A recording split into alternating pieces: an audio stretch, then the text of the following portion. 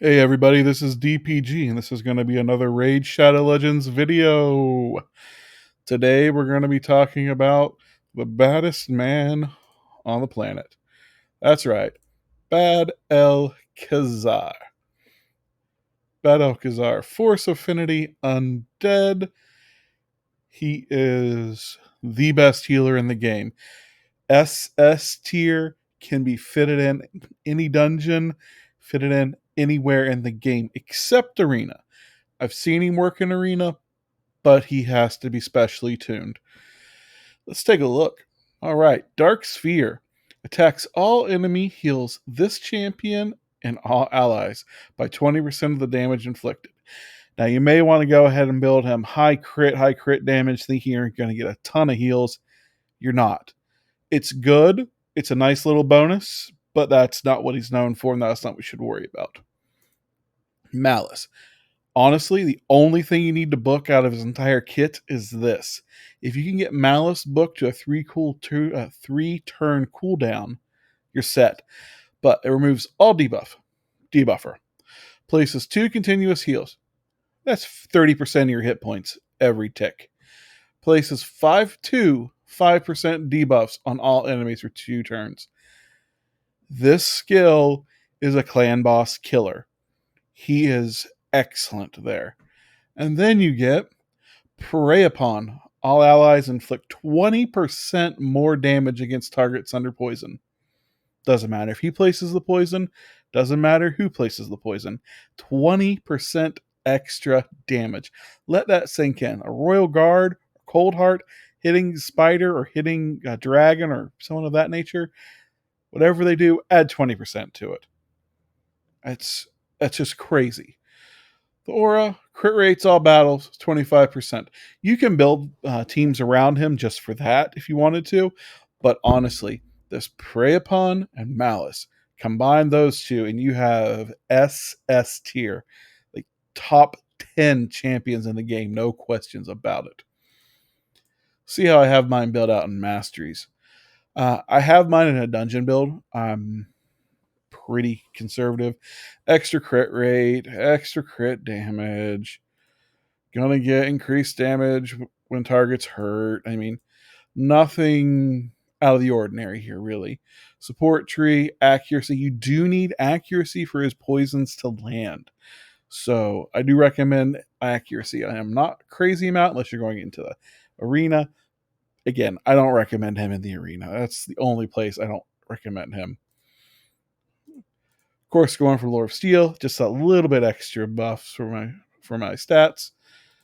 You're going to get Cycle of Magic, chance to get more skills, lasting gifts. He's placing buffs. He has those heals. 30% chance to extend the heals. That's extra healing. And then Master Hexer, 30% chance of increasing the poison. Well worth it. This is a very, very solid build, in my opinion. I'll give you a second, screenshot, do whatever you like to do.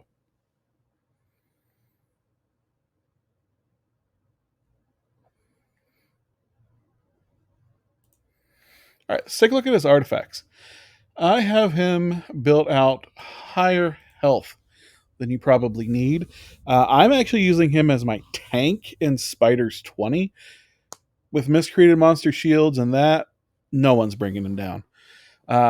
Accuracy, if you're just using him in dungeons like I am, right around 2 to 250 is good. I have him at 264, so that's good. Resist, I would like that a little higher, but I'm not too worried because he cleanses debuffs. Crit rate, 50%, like I said. Don't expect a crazy amount of damage, number one, and don't expect those heals to just blow everything out of the water, because they're not. Heals on his A1 are just not there. It's his A2 heals that you're looking for. So crit damage, crit rate, whatever. Speed 185. Normally I would say put it 200 plus. I have him tuned for Spider, so he's a little bit slower, and that's okay because he works in my tune. Defense, I mean, if he didn't have miscreated monster shields, I would say, for Spider that is, I would say 4K plus defense, but 3218, not bad, it works. 63,000 plus HP.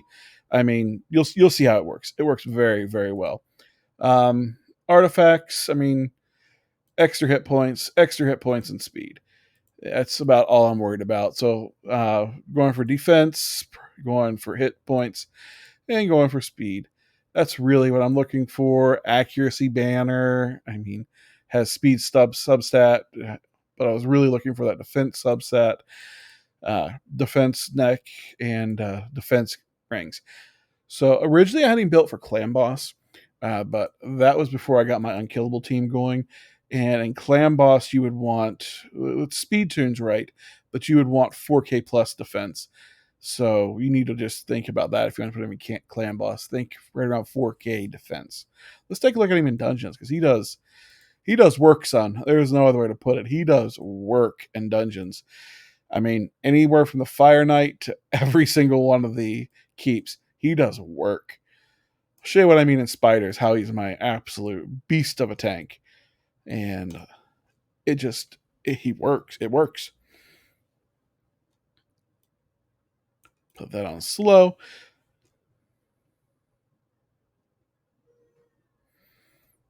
Pop goes the Venus. One. And there it is.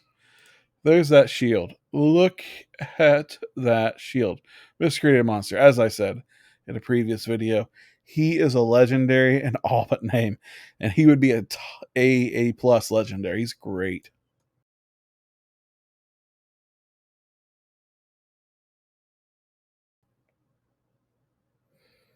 Cold Heart's going to pop Heart Seeker. Or watch these Spiderlings just start to actually hit him.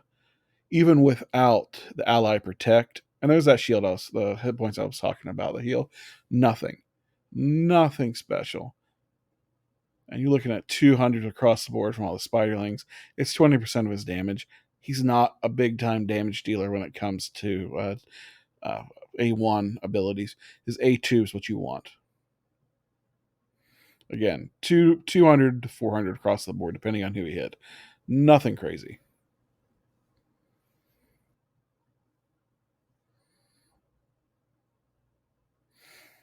He does do decent damage for not having a hard A1. It's his poisons. I mean, look at the stacked poison across all the Spiderlings and on the Spider. That's all from him and Venus. Mainly from him on the Spiderlings. Venus is concentrating on the Spider.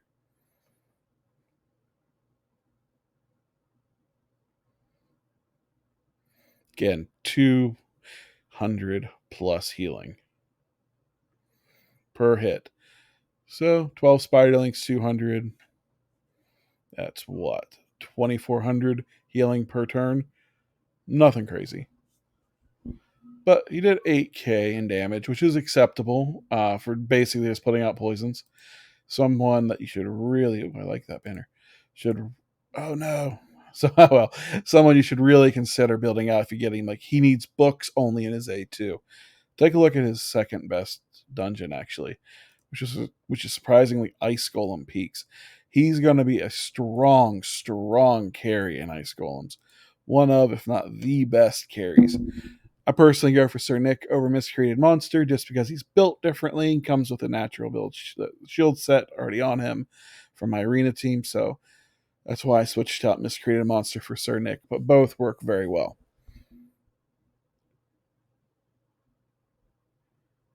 And what's really nice about Bad-El-Kazar, he's going to cleanse anything these mobs throw on you, and he's also going to be able to give you that extra heal and that extra life when it comes to the actual main boss. Because when that golem starts hitting those double hits, that HP is right there for you. It's a lifesaver. It's supposed to be.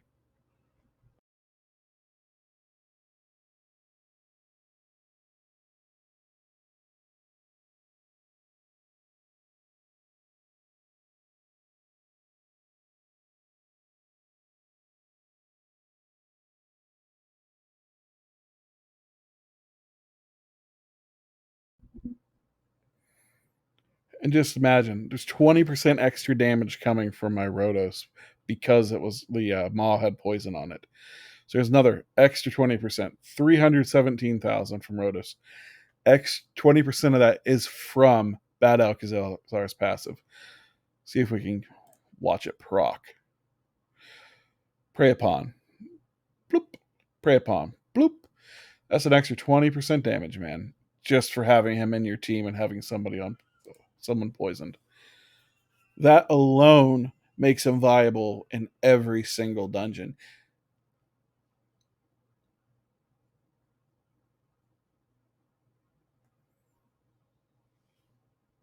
In my opinion, it's basically a free increased attack. If you don't have increased attack, just gives it to you for free. Just like Norog's 15% damage decrease when Ultimate Nightmare Clan Boss, that's a lifesaver. That 15% less damage you take, you can gear your team just a little bit differently with stuff like that.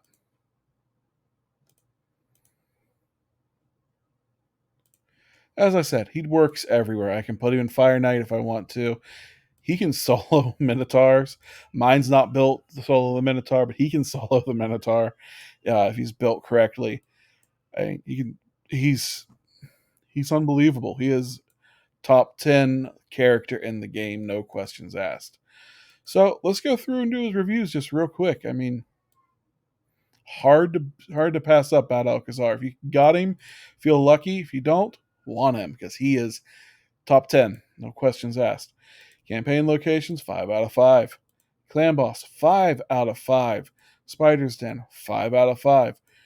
Arena, 3. I mean, he does work in the arena. You can make a team around him. I've seen it work. I've seen it work well, especially in 3v3. But that's not where he shines. Minotaur Labyrinth, 5 out of 5. As I said, you can solo the Minotaur with him. You can solo the Minotaur with Sir Nick. It takes a little bit, but it's all possible. Dragon's Lair, 5 out of 5. Arena defense. He is better in defense than he is offense. 4 out of 5. Still not his best spot. Ice Golem, 5 out of 5. Void Keep, you're going to get it. 5 out of 5. Oh, here comes the Force. Guess what? 5 out of 5. Fire Knight, 4 out of 5. He can be 5 out of 5 if you build him correctly for Fire Knights. But there's just champions that do a little bit of a better job than him. But if you have him, use him. He will help you through it. No questions asked. He's great there. Just not his strong suit. Magic Keep, off affinity, but nevertheless, 4 out of 5. Spirit Keep, 5 out of 5. Faction Wars, 5 out of 5. What else can I say about Bad-El-Kazar? He might be the best character in the game if we didn't have Dracomorph, Venus, Siphi, the Busted. I think those might be the only characters above him.